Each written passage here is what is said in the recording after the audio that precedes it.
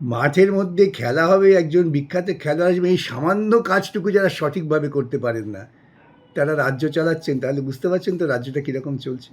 এই একটা ঘটনা দিয়েই বোঝা যায়। এরপরে অভিযোগ তো লজ্জা তার পদত্যাগ করা উচিত ছিল। তিনি পুলিশ মন্ত্রী, তিনি চাঁদ থেকে আসেননি।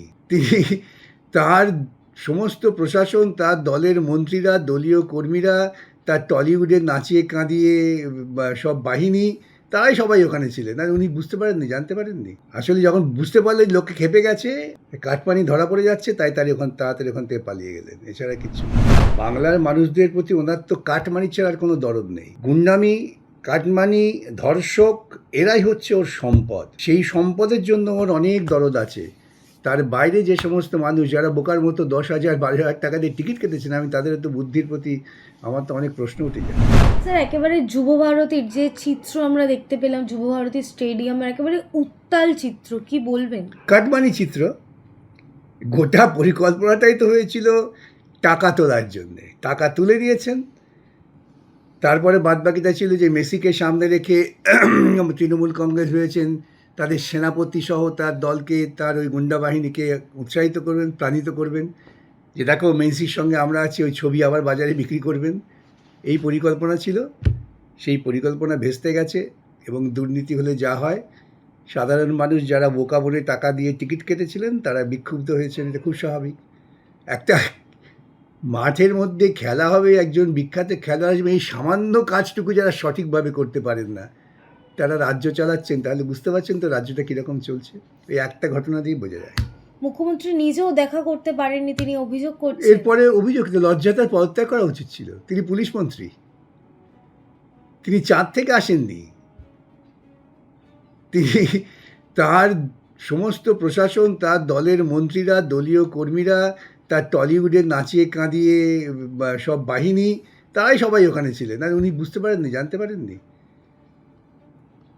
আসলে যখন বুঝতে পারলেন লোককে খেপে গেছে, কাঠপানি ধরা পড়ে যাচ্ছে, তাই তাড়াতাড়ি ওখান থেকে পালিয়ে গেলেন, এছাড়া কিচ্ছু না।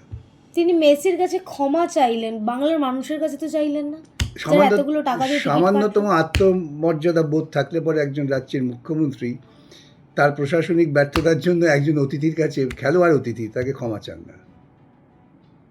বাংলার মানুষ যারা এতগুলো টাকা দিয়ে টিকিট কাটলো, বাংলার মানুষদের প্রতি ওনার তো কাটমানি ছাড়া আর কোনো দরদ নেই। গুন্ডামি, কাটমানি, ধর্ষক, এরাই হচ্ছে ওর সম্পদ। সেই সম্পদের জন্য ওর অনেক দরদ আছে।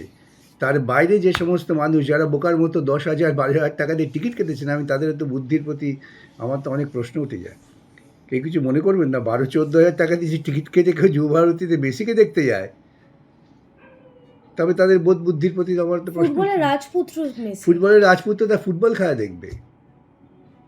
এখন তো মিডিয়াতে তো রোজই আমরা ফুটবল খেলা দেখি। ফুটবলের রাজপুত্র, নিশ্চয়ই তিনি রাজপুত্র।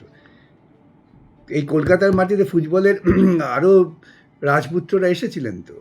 ফুটবল জাদুকর পেলে এসেছিলেন, খেলে গিয়েছেন, কই এরম তো হয়নি। মারাদোনা এসেছিলেন, মারাদোনা গিয়ে মুখ্যমন্ত্রীর সঙ্গে দেখা করেছিলেন। এখনকার মুখ্যমন্ত্রীর মতো মেসির পেছন পেছন দৌড়বার চেষ্টা করেননি। সবটাই নির্ভর করে তুমি কতটা নিজের প্রতি তোমার আত্মমর্যাদা বোধ থাকছে। এ রাজ্যের মুখ্যমন্ত্রীর আত্মমর্যাদা বোধ নেই। এই গোটা ব্যাপারটাই সংগঠিত হয়েছিল টাকা তোলার জন্য। টাকা উঠে গেছে, তারপর যা হয় হোক গে, এই হয়েছে। কিন্তু মুখ্যমন্ত্রী বললেন যে তদন্ত কমিশন গঠন করা হবে, তাতে প্রাক্তন বিচারপতি থাকবেন, কি হবে? মুখ্য সচিব থাকবেন। কে প্রাক্তন বিচারপতি থাকবে? কোন মুখ্য সচিব থাকবে? কি তদন্ত করবেন তারা? দোষীদের খুঁজে বার কে করবেন। দোষী? কাউকে দোষী পাবেন না। দোষীদের খুঁজে বার করতে গেলে ওকে খুঁজে বার করতে হবে। তদন্ত কমিটিকে বলতে হবে যেন মুখ্যমন্ত্রী দায়ী, সেটা বলতে পারবে তদন্ত কমিটি। টাকা কামাবার ছিল, টাকা কামানো হয়ে গেছে। Diamond Harbour United versus Messi United খেলা হওয়ার কথা ছিল। ডায়মন্ড হারবার পকেটে টাকা ঢুকে গেছে, সব শেষ হয়ে গেছে, কার তো কিছু নেই। কিন্তু স্যার, এই যে এর আগেও আমরা যেমনটা বললেন, পেলে এসেছিল, মারাদোনা এসেছিল, এই চিত্র তো দেখতে তার পাওয়া কারণ যায়নি। তখন একটা সংঘবদ্ধ সুশৃঙ্খল সরকার ছিল, যে সরকার দুর্নীতির দ্বারা পরিচালিত হতো না, যে সরকারের উদ্দেশ্য ছিল না মানুষকে বোকা বানিয়ে টাকা কামাবো। এখানে এই সরকারি দলের তো একটাই উদ্দেশ্য, টাকা কামানো।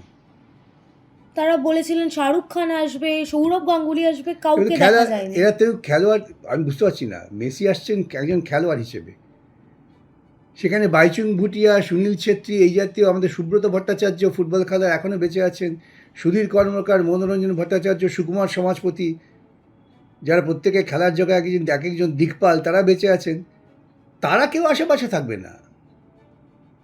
শুভশ্রী গাঙ্গুলিকে দেখা তারা যাচ্ছে। থাকবে কেউ যারা ওই টালিগঞ্জের নাচাকদন করেন, তারা থাকবে। এটা কি তাহলে খেলার সম্রাটকে সম্মান জানানো ছিল, না তাকে সামনে রেখে কাটমানি উপার্জন ছিল? আমাদের ভারতবর্ষের যারা বিভিন্ন সময়ে প্রতিনিধিত্ব করেছেন, তাদের মধ্যে এখন প্রবীণতম সুকুমার দা আছেন, অরুণ ঘোষ রয়েছেন, বলরাম বেঁচে আছেন, তাদের তো টাকা উচিত ছিল, তাদের তো ডাকেননি। কিন্তু এই পুরো ঘটনার জন্য শুধুমাত্র গ্রেফতার এখনো পর্যন্ত একজন, যিনি উদ্যোক্তা। কিচ্ছু গ্রেফতার না, কালকে জলতল খাইয়ে বের হয়ে যাবে। কি আর গ্রেফতার হবে? কি কারণ? সে তো বলবে আমি পুলিশের অনুমতি নিচ্ছি, পুলিশের সব ব্যবস্থা ছিল, সরকার অনুমতি দিয়েছে, তার বিরুদ্ধে কি মামলা হবে? অরূপ বিশ্বাস, সুজিত বোস, এরা এই অরূপবাবু, সুজিতবাবুরা চেয়েছিলেন মেসিকে সামনে রেখে 2026-এর আগে তার গুন্ডা বাহিনীকে চাগিয়ে তুলতে, যে মেসির সঙ্গে ছবি তোলাবো তোমাদের, তোমরা ঠিক করে কিন্তু গুন্ডামি করবে। এটাই ছিল পরিকল্পনা, এর বাইরে কিচ্ছু না। আপনারা যদি তদন্ত করেন সঠিকভাবে, এটাই বেরোবে। তদন্ত হবে? হবে না, তদন্তর নামে আবার ছেলে খেলা হবে, আবার জনগণের টাকা ধ্বংস হবে। এই টাকাও তো রিফান্ড করে দেওয়া উচিত, টিকিটের টাকা। কে কাকে রিফান্ড করবে? খুঁজে পাবেন নাকি? দাবি করছেন তো দর্শকরা। কোন দর্শক দাবি করছে? সে কি টিকিট রেখেছে নাকি? যদি ওখানে 1 লক্ষ টিকিট বিক্রি হয়ে থাকে, 10,000 লোক টিকিট রাখেনি, সবাই টিকিট রেগে ক্ষোভে ছুঁড়ে ফেলে দিয়েছে। এই টাকা ফেরত দেবো, এটা বাহানা। এটা বাহানা করে কিছু টাকা কামিয়ে নেওয়া সহজ রাস্তা। আবারও কি করে টাকা কামাবে? টাকা তো টাকা কামাবে না। আমি যদি 1 লক্ষ টিকিট বিক্রি করে থেকে আমার যদি 10,000কে 15,000কে ফেরত দিতে হয়, তাহলে বাদ বাকি এটা কামানোই হলো। এবং ফেরত পাওয়ার সময় যা হ্যাপা হবে, তখন পাড়ার তৃণমূল কাটারে বলবে, দিন আমাকে দিন, আদায় করে দিচ্ছি।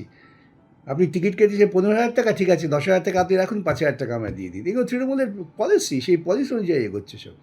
স্যার, আমরা বাংলাদেশের যে চিত্র দেখতে পেয়েছিলাম, একেবারে শেখ হাসিনা যখন চলে এসেছিলেন, তার বাড়ির সমস্ত জিনিস নিয়ে আসা হচ্ছিল, এখন আমরা ঠিক স্টেডিয়ামে সেই চিত্র দেখতে পাচ্ছি। কেউ ফুলের টব নিয়ে আসছে, কেউ যে মাঠে পাতা রয়েছে সেই জিনিসগুলো এই সব নিয়ে আসছে। তৃণমূল কাটার, খোঁজ করে দেখবেন, হয় তৃণমূল না বিজেপি, এছাড়া কিচ্ছু নেই। জয় শ্রীরাম স্লোগান উঠছে। আমি যা বললাম একই তো।